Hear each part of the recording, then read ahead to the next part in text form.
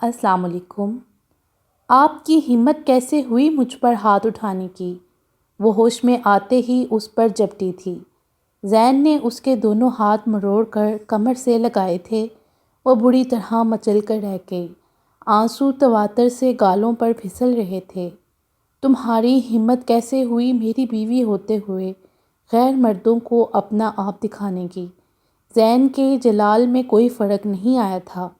ہاں، البتہ اس کے گلاب چہرے پر اپنی انگلیوں کے نشان دیکھ کر ملال ضرور ہوا تھا۔ کیونکہ نہیں رہنا مجھے آپ کی بیوی، طلاق چاہیے مجھے آپ سے، دے کیوں نہیں دیتے طلاق؟ وہ روتے ہوئے چلائی تھی۔ اس کی ایک ہی رٹ پر ذہن کا دل چاہا ایک اور تھپڑ اس کے دوسرے گال پر مارے۔ طلاق تو میں تمہیں کبھی نہیں دوں گا۔ میں اب بھی یہی کہوں گا کہ اگر اس سے بھی گھٹیا حرکت کر سکتی ہو تو تم کر لو، مگر زین نیازی تمہیں خود سے الگ نہیں کرے گا۔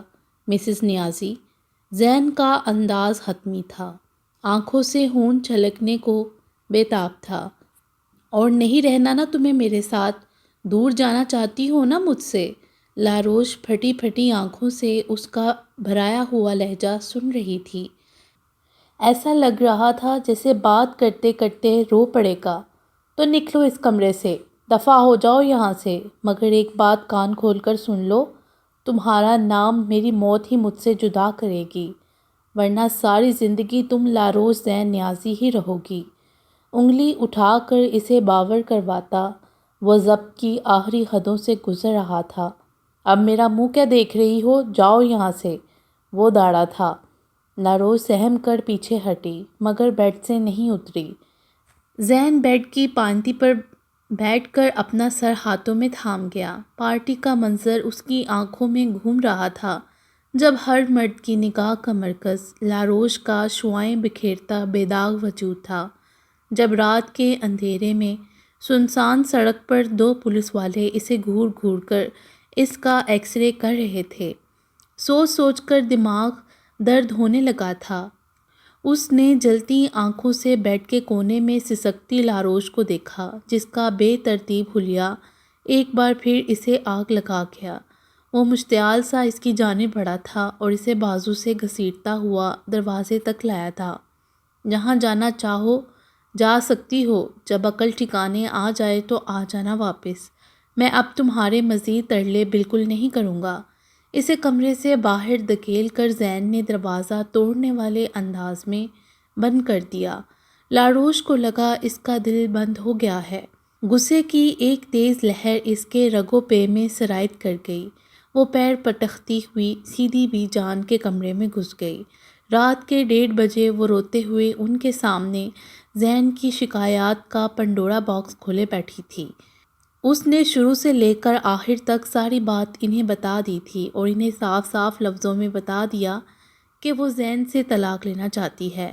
وہ تہجد کی نماز ادا کرنے کے لیے اٹھنے ہی والی تھیں، اس کو یوں روتا دھوتا دیکھ سیدھی ہو بیٹھیں، اور اس کی ساری بات سننے کے بعد انہیں حیرت ہوئی کہ اتنا کچھ ہو گزرا اور انہیں کوئی خبر ہی نہیں تھی۔ وہ مسلسل رو رہی تھی اور ایک ہی تکرار تھی کہ مجھے زین کے ساتھ نہیں رہنا۔ بی جان نے تعصب سے اس کی جانب دیکھا۔ وہ صوفے پر میری شال رکھی ہے، پہلے وہ اوڑھ لو۔ انہوں نے سختی سے اسے مخاطب کیا۔ لاروش نے شرمندگی سے خود کو ایک نظر دیکھا، پھر سوں سوں کرتی اٹھی اور صوفے پر رکھی ان کی شال اوڑھ لی۔ بیٹھو۔ اسے بیڈ کے پاس کھڑا دیکھ کر انہوں نے سنجیدگی سے کہا۔ وہ چپ چاپ بیٹھ گئی۔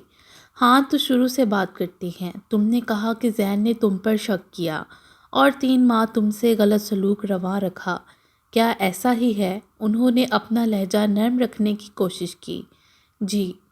لاروش نے اس بات میں سر ہلایا۔ تو میری جان تم نے اس دوران کیا کیا؟ کہنے کا مطلب ہے کہ اس نے تو تم پر شک کیا، کیا تم نے اس کا شک دور کرنے کی کوشش کی؟ انہوں نے سنجیدگی سے وہ سوال پوچھا جس کا جواب اس کے پاس نہیں تھا۔ وہ پلکیں جھپکا کر رہ گئی۔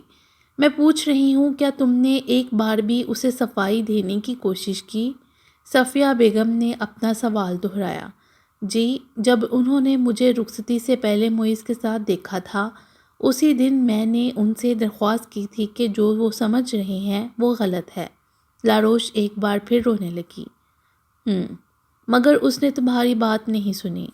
نہیں، اس نے جواب دیا، شادی کی رات بھی تم سے سختی سے پیش آیا۔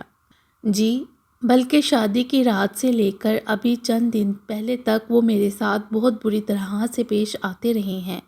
لاروش کا انداز درد بڑا تھا۔ ٹھیک ہے، زین نے اپنی روش نہیں بدلی، تمہیں اگنور کرتا رہا، مگر کیا تم نے اپنی روش اپنائے رکھی؟ کیا تم نے ہر بار اسے بات کلیئر کرنے کی کوشش کی؟ صفیہ بیگم کے سوال پر اس نے چونک کر انہیں دیکھا۔ میں انہیں بار بار کیوں صفائی دیتی؟ انہیں مجھ پر یقین ہونا چاہیے، لاروش نے ناراضگی سے کہا۔ انداز بچکانا تھا۔ وہ تم پر یقین کیسے کرتا؟ کیا تم نے کبھی یقین دلانے کی کوشش کی؟ اور چلو یقین والی بات کو چھوڑتے ہیں، دوسری بات تم نے یہ کی کہ زین نے تم سے بے روحی برتی ہے، تو میری جان کیا تم نے خود سے اس کی طرف بڑھنے کی کوشش کی ہے؟ ان کے پے در پہ سوالات پر لاروش کی زبان لڑکھڑا رہی تھی، دل ڈوبنے لگا۔ ان کے چند سوالات نے ہی اس کی بولتی بند کر دی تھی۔ میں کیسے بڑھتی ان کی طرف؟ مجھے ان سے ڈر لگتا تھا، لاروش نے اپنے تئیں دلیل دی۔ آج یہ بیہودہ لباس پہنتے ہوئے تمہیں ڈر نہیں لگا اس سے؟ لاروش بے بس ہونے لگی۔ یعنی آپ یہ کہنا چاہ رہی ہیں کہ غلطی میری ہے؟ نم ہوتی آنکھوں کو چھپکتے ہوئے اس نے بھی جان سے پوچھا۔ اس کی بے وقوفی پر انہوں نے افسوس سے سر ہلایا۔ غلطی زین کی ہی تھی، تمہیں اس غلطی کو سدھارنے کی کوشش کرنی چاہیے تھی بیٹا۔ مرد کو موم کرنا کچھ مشکل نہیں، بس محبت کا ہتھیار استعمال کرنا پڑتا ہے۔ اور کیا تمہیں زین سے محبت نہیں ہے؟ بی جان نے اس کی سرمئی آنکھوں میں جھانکا، جہاں پر ناشتی وحشت اور کنفیوژن اعلان کر رہی تھی کہ ان کی باتیں اسے حقیقت کا آئینہ دکھا چکی ہیں۔ بولو میری جان، کیا زین کے بغیر رہ لو گی؟ انہوں نے نرمی سے پوچھا۔ لاروش نے نگاہ چڑھائی۔ جی رہ لوں گی۔ اچھا ٹھیک ہے، کہاں رہو گی؟ انہوں نے پوچھا۔ اور کہاں، نیچے امی کے پاس ہی رہوں گی، اس نے دھیمے لہجے میں کہا۔ اچھا تو کیا ہمیشہ نفیسہ کے پاس ہی رہو گی؟ کیا نفیسہ تمہاری دوسری شادی نہیں کرے گی؟ صفیہ بیگم زیر لب مسکرائیں۔ وہ کریں یا نہ کریں، مجھے اب شادی نہیں کرنی، میں ساری زندگی امی کے پاس ہی رہوں گی۔ اس کی پلاننگ بہت آگے تک کی تھی۔ بی جان مسکراتی رہیں۔ یعنی تم نے اپنے بارے میں سوچ لیا ہے؟ انہوں نے سنجیدہ انداز اپنایا۔ جی بالکل، کہہ کر اس نے ان کی جانب دیکھا۔ ٹھیک ہے، تم نے اپنے بارے میں سوچ لیا ہے نا، تو ایک بار زین کے بارے میں بھی سوچ لو میری جان، کیونکہ اس کی دوسری شادی تو میں ضرور کروں گی۔ تم اچھے سے سوچ لو کہ پھر کیا کرو گی تم؟ کیا زین کو کسی اور کے ساتھ برداشت کر لو گی، اسی گھر میں، اپنی آنکھوں کے سامنے؟ انہوں نے طاق کر وار کیا تھا۔ لاروش کے لیے آنسو روکنا محال ہو گیا۔ اس نے شکایتی نظروں سے انہیں دیکھا، پھر بری طرح سسکنے لگی۔ صفیہ بیگم نے اسے گلے لگا لیا۔ وہ اور شدت سے رو دی۔ آپ میرے ساتھ ایسا نہیں کر سکتی، آپ ان کی دوسری شادی نہیں کروا سکتی، وہ روتے ہوئے کہہ رہی تھی۔ جب تم اپنے ساتھ ظلم کرنے پر تلی ہو تو کوئی اور کیا کرے؟ شادی گڈے گڑیا کا کھیل نہیں ہوتی، بہت مضبوط رشتہ ہوتا ہے جسے اوپر آسمانوں پر بیٹھا رب جوڑتا ہے۔ اسے بدگمانی اور غلط فہمیوں کے دھندلکے میں خراب مت کرو بیٹا۔ زین کی غلطی میں تم نے اس کا بھرپور ساتھ دیا ہے، اور اب جب اسے اپنی غلطی کا احساس ہو ہی گیا تھا اور تم سے بار بار معافی بھی مانگ چکا ہے، تو تم نے اسے پھر سے خود سے بدگمان کر دیا۔ صفیہ بیگم نے اسے محبت سے سمجھانے کی کوشش کی۔ وہ شرم سے نگاہ نہ اٹھا پائی۔ تم اور تمہاری خوبصورتی پر صرف تمہارے شوہر کا حق ہے، اور یہ جس لباس میں تم اس وقت میرے سامنے بیٹھی ہو، یہ میرے لیے بھی قابل اعتراض ہے، جبکہ تم اس کی آنکھوں کے سامنے آج کئی مردوں کی نگاہوں کو ہیرا کر کے آ رہی ہو، اور اپنی غلطی ماننے کی بجائے الٹا اپنی ضد پر قائم ہو۔ اس کا تم سے خفا ہونا تو بنتا ہے نا؟ صفیہ بیگم نے ذرا خفگی سے اس کی طرف دیکھا۔ وہ انگلیاں چٹکنے لگی۔ تو اب کیا کروں بھی جان؟ وہ فوری طور پر لائن پر آئی تھی۔ وہ تو مجھ سے بہت زیادہ ناراض ہو چکے ہیں۔ پہلے تو محض غلط فہمی کی بنیاد پر انہوں نے مجھ سے 3 ماہ تک منہ بنائے رکھا، اور اب تو پھر بھی میری غلطی ہے۔ اب تو وہ بالکل نہیں مانیں گے۔ وہ بے بسی سے رو دی۔ صفیہ بیگم نے نرمی سے اس کا ہاتھ تھپتھپایا۔ ابھی زخم تازہ ہے، اسے وقت پر ہی بھر دو۔ جاؤ اور جا کر اسے منا لو، اور اس بار ہمت مت ہارنا۔ وہ جو کہے چپ چاپ سن لینا، مگر ہر صورت اسے راضی کر لو۔ جاؤ، شاباش۔ انہوں نے اسے حل بتایا۔ اب تک تو وہ سو بھی چکے ہوں گے بھی جان۔ وہ بہت غصے میں تھے۔ مجھ سے نہیں منایا جائے گا ان کو، وہ معصومیت سے بولی۔ مجھے یقین ہے کہ وہ جاگ رہا ہوگا۔ تمہارے بنا سو نہیں پائے گا وہ لاڈلی، بلکہ تمہارا منتظر ہوگا کہ تم آؤ اور اسے مناؤ، اس کی غلط فہمیاں دور کر دو۔ جاؤ میری جان، مزید دیر مت کرو۔ صفیہ بیگم نے اسے حوصلہ دیا۔ آپ ان سے بات کر لیں میری طرف سے، پلیز بی جان، اس نے التجا کی۔ صفیہ بیگم نے ہفکی سے اسے گھورا۔ لاروش، تنبیہ کی گئی تھی۔ وہ شال لپیٹتی اٹھ کھڑی ہوئی، ایک بار مڑ کر ان کی جانب دیکھا اور پھر کمرے سے باہر نکل آئی۔ لاؤن سنسان پڑا تھا۔ قدموں کو مضبوطی سے زمین پر جماتے ہوئے وہ اپنے بیڈ روم کے دروازے تک آئی تھی، پھر ہمت کر کے دروازے پر دستک دی۔ پہلی، دوسری، تیسری، چوتھی دستک دیتے ہوئے وہ رو پڑی۔ زین، اس نے اسے پکارا تھا۔ دروازہ ہنوز بند تھا۔ وہ بے بسی سے رونے لگی۔ تبھی دروازہ کھل گیا تھا۔ سامنے ہی وہ بکھرا بکھرا سا کھڑا تھا۔ سوجی ہوئی سرخ آنکھیں مسلسل رونے کی غمازی کر رہی تھیں۔ لال سرخ چہرہ، بکھرے بال۔ اس کی بکھری حالت دیکھ کر لاروش تڑپ کر رہ گئی۔ زین، اس کے لب پھڑپھڑائے تھے۔ دروازہ کھلا چھوڑ کر وہ پلٹا تھا اور چلتا ہوا جا کر بیڈ پر بیٹھ گیا۔ لاروش سرایت سے آگے بڑھی تھی اور اس کے قدموں میں آ بیٹھی۔ آئی ایم سوری زین، مجھے معاف کر دیں پلیز۔ زین نے حیرت سے سرخ آنکھیں اس کے گلابی چہرے پر ٹکائیں۔ کس بات کی معافی؟ گناہ گار تو میں ہوں، تکلیف تو میں نے دی ہے تمہیں، تم کیوں جھک رہی ہو؟ آواز حد سے زیادہ بھاری ہو رہی تھی۔ لاروش کا دل کٹ کر رہ گیا۔ زین پلیز، یوں اجنبیت نہ دکھائیں، غلطی ہو گئی مجھ سے، پلیز مجھے معاف کر دیں۔ لاروش نے اس کے بھاری ہاتھ اپنے نازک ہاتھوں میں لیے۔ جانتی ہو مجھے تکلیف کس بات کی ہے؟ زین نے ذرا جھک کر اس کی آنکھوں میں جھانکا تھا۔ لاروش نے محبت سے اس کی سیاہ آنکھوں میں دیکھا جہاں تکلیف ہی تکلیف تھی۔ مجھے تکلیف اس بات کی ہے لاروش نیازی کہ تم نے واپس آنے میں پورے 73 منٹ لیے ہیں، اور باخدا اگر تم واپس آنے میں صبح کر دیتی تو میرا دل بند ہو جاتا۔ اسے شانوں سے تھام کر زین نے کھڑا کیا تھا اور خود بھی کھڑا ہو گیا۔ لاروش نے اس کی محبت کی انتہا پر حیرت سے اس کے وجیحہ چہرے کو دیکھا۔ تمہیں اس روم سے نکالنے کے بعد میں ہر تکلیف بھول گیا لاروش، تمہاری بدتمیزیاں، تلخ کلامیاں، اور آج رات جو تم نے یہ بے حجابی کی نا، باخدا میں سب کچھ بھول گیا۔ ان سب تکلیفوں سے بڑھ کر بس ایک ہی تکلیف تھی جو ان 73 منٹوں میں نے شدت سے محسوس کی، وہ تھی تم سے دوری کی تکلیف۔ بہت زیادہ تھی یار، بہت زیادہ تھی۔ سوچ سوچ کر پاگل ہو رہا تھا کہ تمہارے بغیر اس کمرے میں کیسے رہوں گا۔ سانس گھٹ رہا تھا لاروش، آنکھیں جل رہی تھی یار۔ آئندہ میں جو بھی کہہ دوں تم مجھ سے دور مت جانا پلیز، اسے سینے سے لگاتے ہوئے وہ بے بسی سے بولا۔ اس کا بڑھایا ہوا بھاری لہجہ لاروش کو شرمندگی کی اتھاہ گہرائیوں میں پھینک رہا تھا۔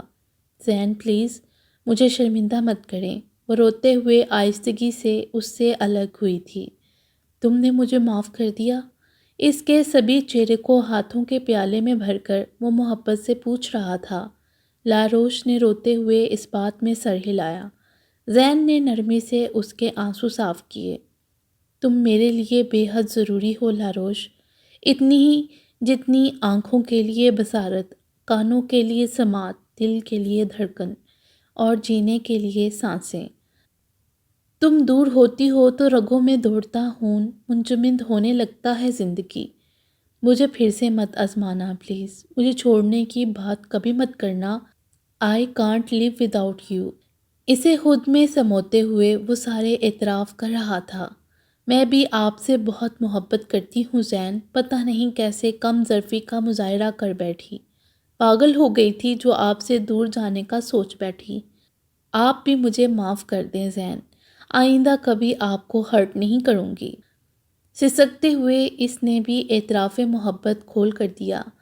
زین کے اندر ڈھیروں ڈھیر اطمینان اترنے لگا۔ ڈونٹ سے سوری زین کی جان، تم بہت اچھی ہو اور جتنی اچھی ہو اس سے بھی زیادہ مجھے اچھی لگتی ہو۔ میں نے تمہارے ساتھ جو سلوک کیا اس کے لیے ساری زندگی افسوس رہے گا مجھے، اور جس طرح تم نے مجھے معاف کر دیا اس کے لیے تا عمر تمہارا شکر گزار رہوں گا زندگی، کہہ کر زین نے محبت سے اس کی پیشانی چوم لی۔ وہ کھل کر مسکرائی۔ میرا تم سے وعدہ ہے کہ اب کبھی اپنی جان کو تکلیف نہیں دوں گا، ہمارے درمیان کبھی کسی کو نہیں آنے دوں گا، بس تم میرا ساتھ دینا۔ بتاؤ دو گی میرا ساتھ؟ وہ نرمی سے پوچھ رہا تھا۔ لاروش نے اس بات میں سر ہلایا۔ زین کھل کر مسکرا دیا۔ ایک وعدہ میں بھی کرتی ہوں زین، جو بھی ہو جائے کبھی بھی آپ کو چھوڑنے کی بات نہیں کروں گی۔ اس کی سیاہ روشن آنکھوں میں دیکھتے ہوئے وہ بولی تھی۔ زین کے اندر ڈیروں اطمینان اتر گیا۔ لاروش نے پرسکون ہو کر اس کے کندھے پر سر ٹکا لیا۔